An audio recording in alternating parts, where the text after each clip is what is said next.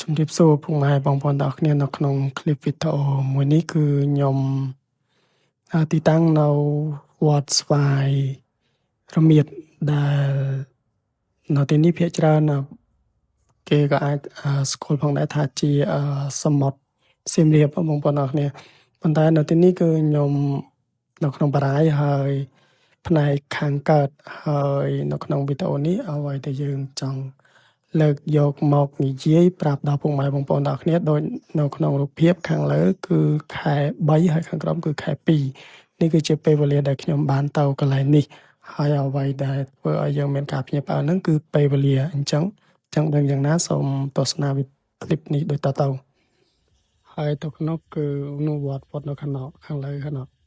ហើយកាលពីមួយខែមុនខ្ញុំបានមកកន្លែងទីនេះដែរហើយខ្ញុំឥឡូវនេះខ្ញុំសាកមកម្ដងទៀតហើយជាមួយខែមុនឥឡូវអ្វីដែលខ្ញុំនឹកស្មានមិនដល់គឺហួសរឿងដែលកើតឡើងនៅក្នុងចិត្តរឿងដែលនឹកស្មានមិនដល់បងប្អូនមើលកន្លែងនេះហើយមួយខែមុនឲ្យសិតតែទឹក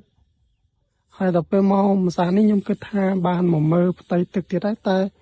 វាមិនឃើញទឹកវាឃើញដីសឡាតសិតតែដីតែហ្មងបងប្អូនហើយខ្ញុំហួចចិត្តមែនទែនមិនក៏ត្រឹមតែមួយខែសោះអ្វីមិនក៏ប្រែប្រួលលក្ខណៈនេះហើយ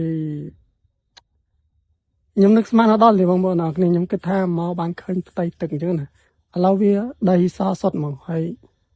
ខាងនោះគឺបារាយខាងលិចនោះគឺជាបារាយទឹកថ្លាហើយនៅមានទឹកធម្មតាទេបងប្អូនតលេងនៅខាងនឹងអីគឺអាចឃើញមានទឹកហើយខាងនេះគឺជាខាងកើតនៅបារាយខាងកើតអញ្ចឹងណាហើយវាគោកបែបនេះហើយខ្ញុំអត់ជឿតែខ្ញុំឆ្នាំមុនក៏បែបឆ្នាំមុនក៏អញ្ចឹងដែរឆ្នាំមុនឆ្នាំមុនគឺបែបហ្នឹងដែរឆ្នាំមុនក៏ដូចជាមានទឹកច្រើនជាងនឹងផងប៉ុន្តែអ្វីដែលហួចចិត្តគឺមកគឺភ្ញាក់ប្រេតហ្មងយើងនឹកស្មានអត់ដល់យើងខែមុនយើងមកមានទឹកឡៅគឺវាកោកសៀងបែបនេះហើយនេះគឺសោះបញ្ជាក់ប្រាប់ថាចង់ប្រាប់បងប្អូនថារឿងដែលនៅលើโลกនេះគឺយើងពិបាកស្មានមែនយើងថាអត់ដឹងបងប្អូនឃើញអត់វាប្រែប្រួលលឿនមែនទែនហើយចង់ប្រាប់ថាអ្វីគឺអត់ទៀងទេនៅលើโลกនេះគ្មានអ្វីទៀងទាត់ទេគឺប្រែប្រួលសំបីតែមើលប្រព្រឹត្តភ្នែកក៏អាចប្រែប្រួលបានដែរអញ្ចឹងសង្ឃឹមថាថ្ងៃនេះយើងនៅមានជីវិតមានដង្ហើមដកគឺយើងសប្បាយពេញចិត្តនៅអ្វីដែលយើងមានហើយវីដេអូគឺមានតែប៉ុណ្្នឹងទេបងប្អូនគឺអរគុណច្រើនគោរពលាហើយយើងនឹង